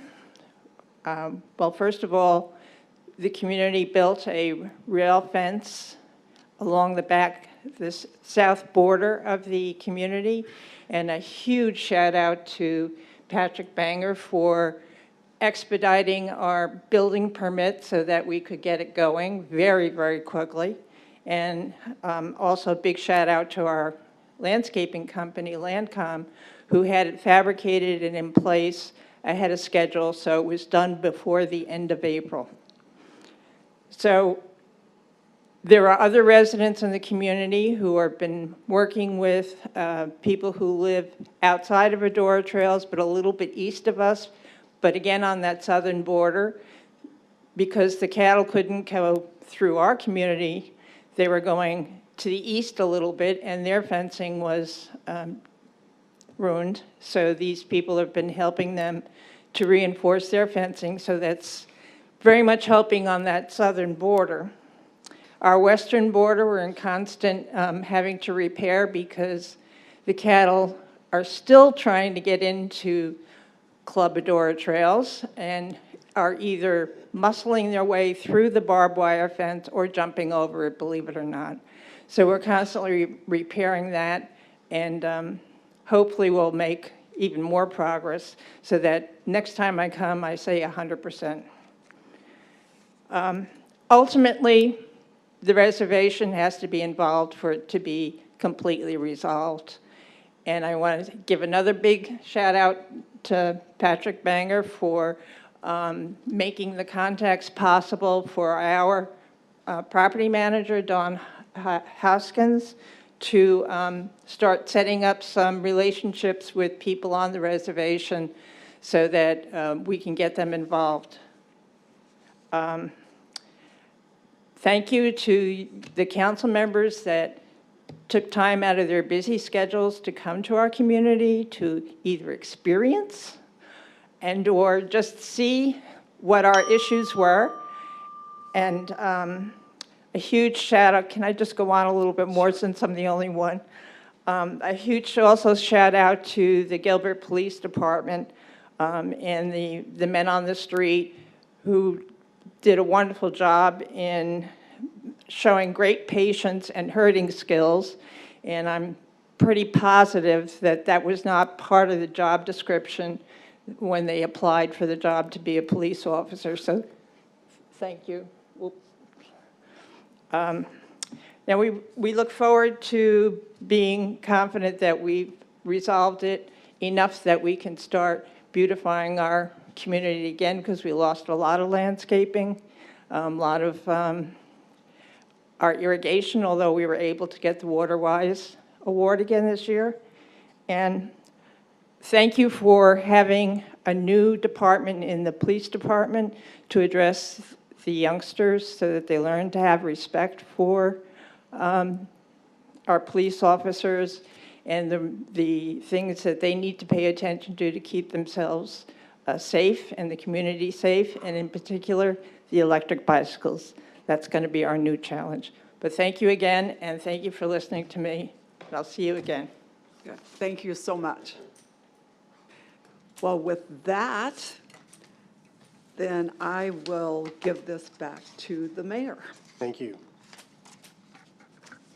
Future meetings, you can see that we have study sessions. One's I know is scheduled to talk about traffic accident data. That's coming up fairly soon. And then there's another request to talk about the process for accepting board and commission applications and the evaluations of those. So we'll schedule that also. Next, under communications, report from the town manager.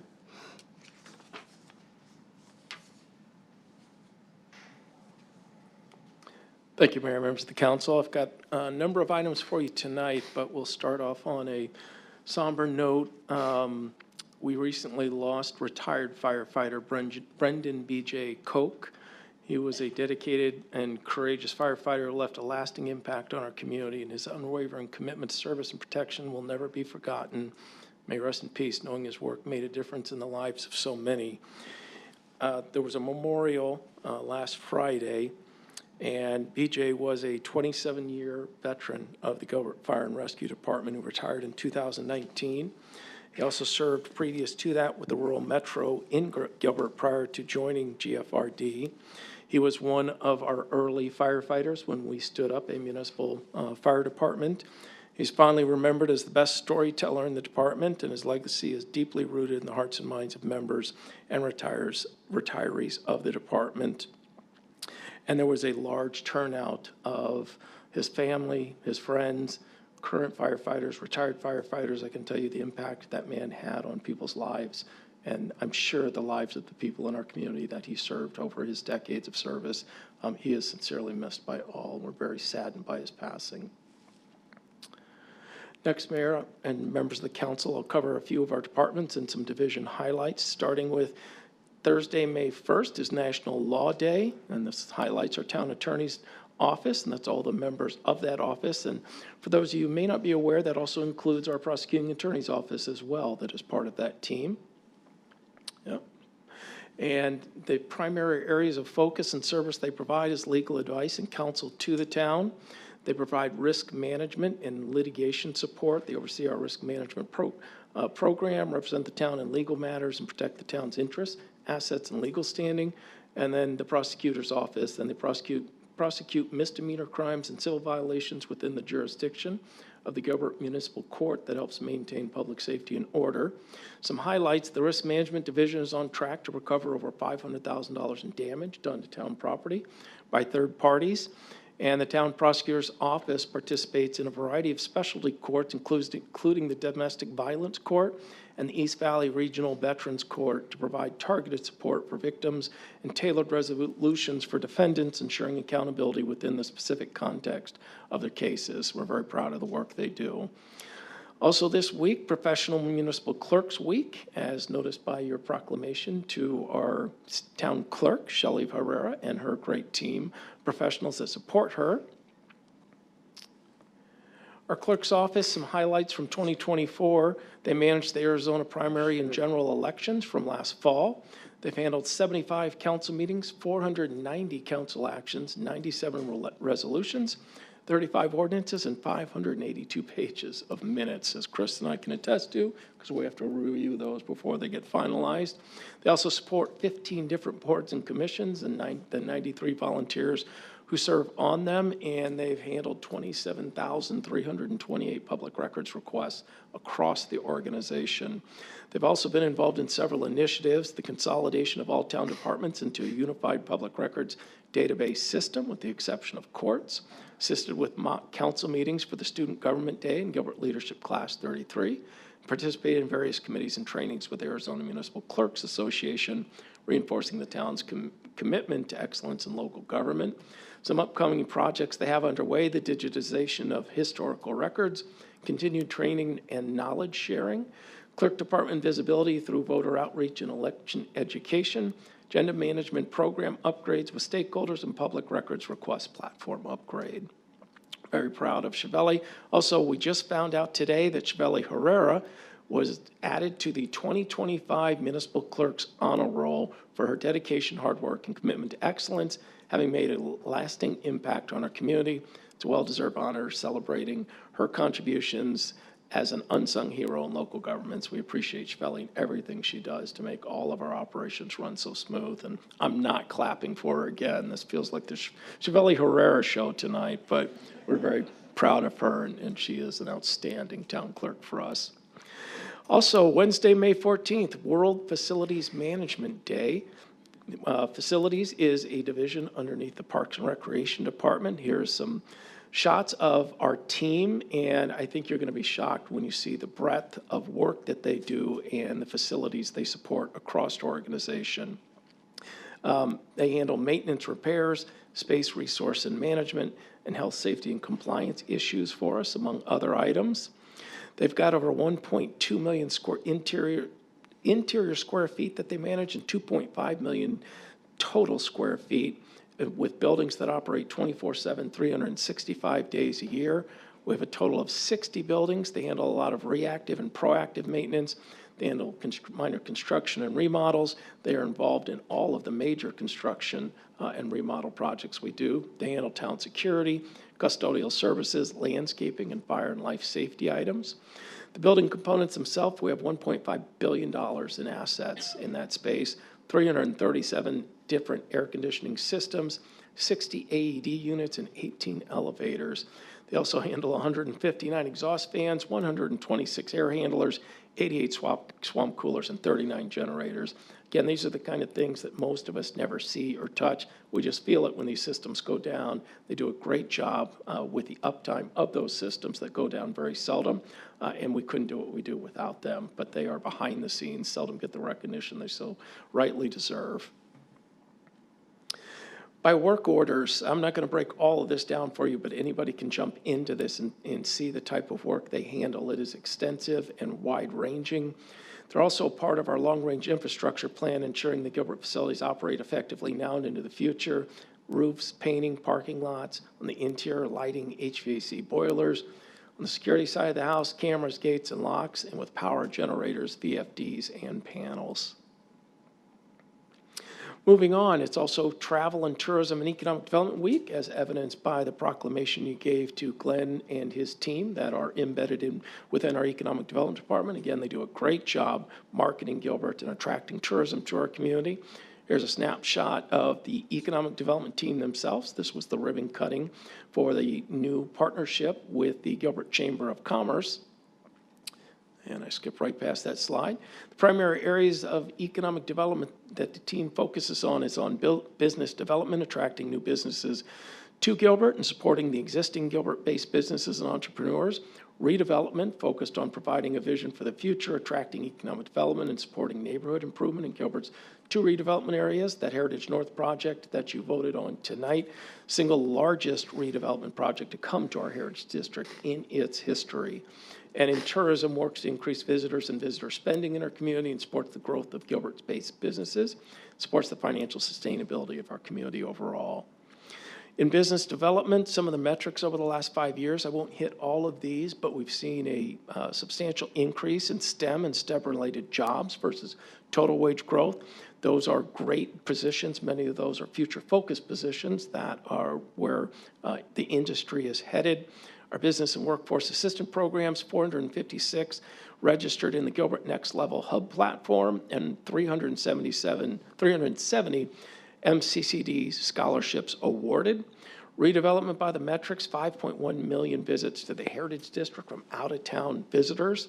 They're supporting 155 plus businesses in the Heritage District, and a 2.47 million value creation per acre in the Heritage District alone, and we collected 1.75 million in sales tax dollars from that area. And to keep that in mind, that's only 0.3 square miles, and Gilbert is over 66 square miles in size.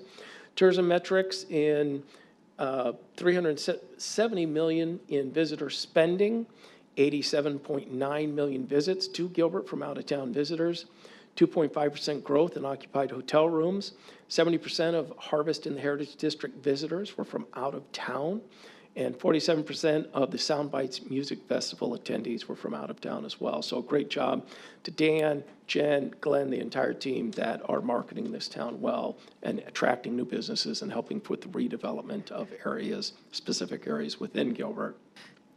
Some of the highlights, the Catalyst Business Resource Center officially launched in 2024. That was the ribbon cutting photo shown.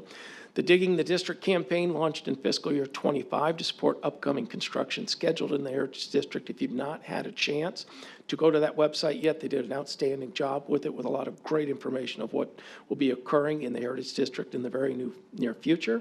The council adopted the Northwest Redevelopment Area Boundary in June of 2024, and the team's now working on the redevelopment plan for that area. Director Dan Henderson was a recipient of the 2024 International Economic Development Council Jeffrey A. Finkel Organizational Leadership Award. And Deputy Director Jennifer Graves received the President's Award at the April 2025 Arizona Association for Economic Development Spring Conference. They do a great job to Dan and Jen in their recognition of their great work. Then we've got a lot of upcoming events. National Travel and Tourism Week and Economic Development Week. We've got QR codes there if you'd like to go and learn more about some of the great stuff coming up, being put on and hosted by that department. Retirements, recognitions, and awards. We want to congratulate Gilbert Parks and Recreation. They were named a finalist for the 2025 National Gold Medal Award for Excellence in Park and Recreation Management. Gilbert is one of 4 finalists in Class 2, representing populations between 150,000 and 400,000 residents. One agency in each class will be awarded the Grand Plaque, the highest honor in the field, in September.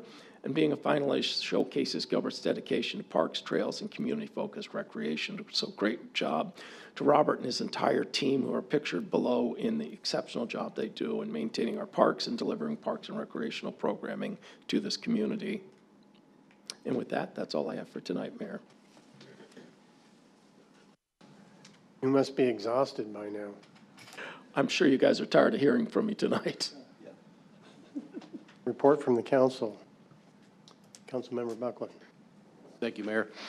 I just want to remind us that Sunday, May 11th, starts National Police Week.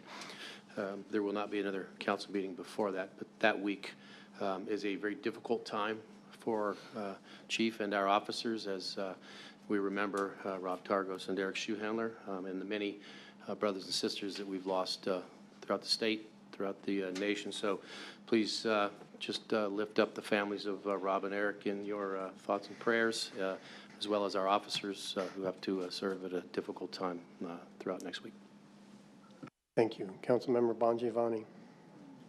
All right, Parks and Rec report. We have a pitch hit and run competition. Cactus Yards invites baseball and softball players ages 7 to 14 to join Gilbert's free local MLB pitch hit and run event and compete for an all-expense paid trip to the 2025 MLB World Series.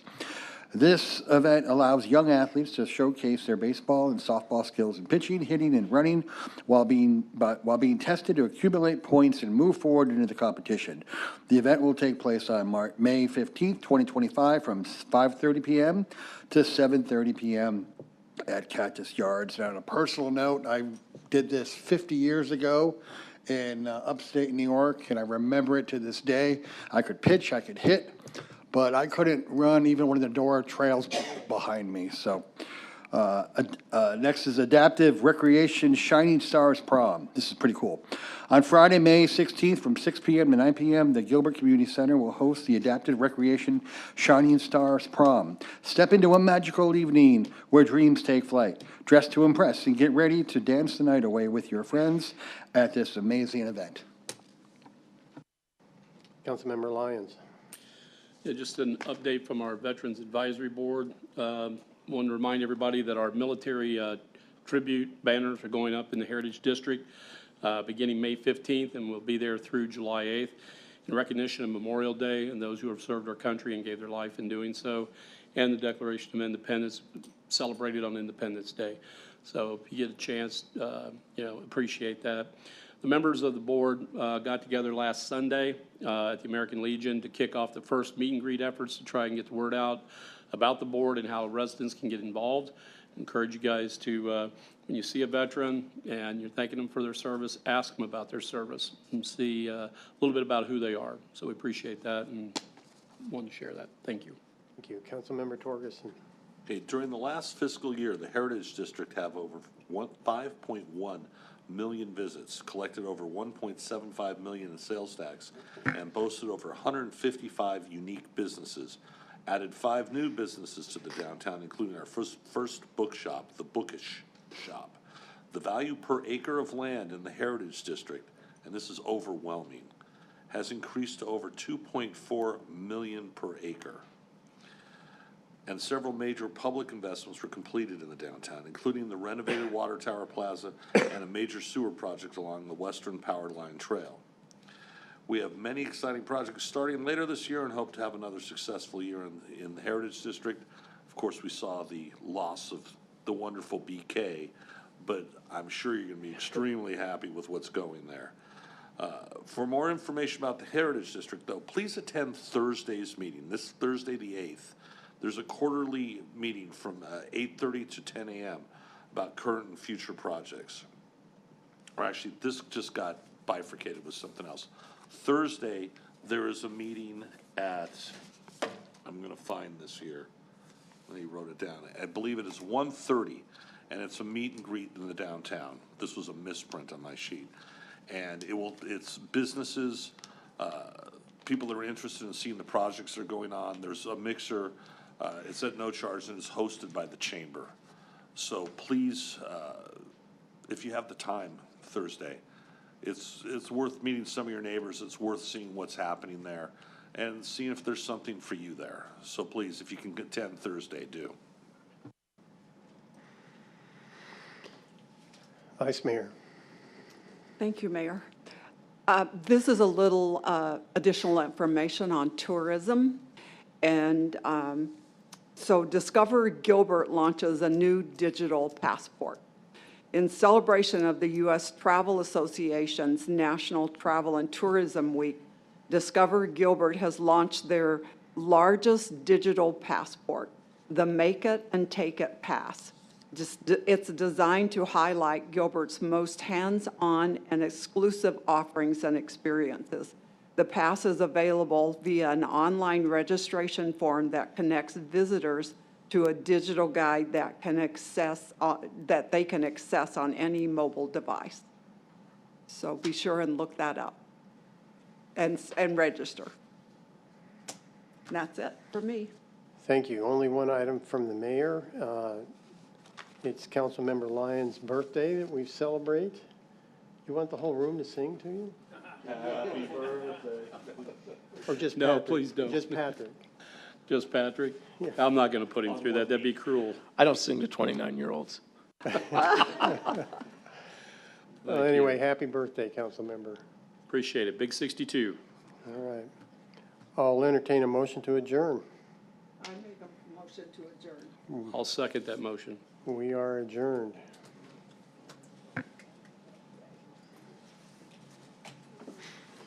Pass that down to Monty.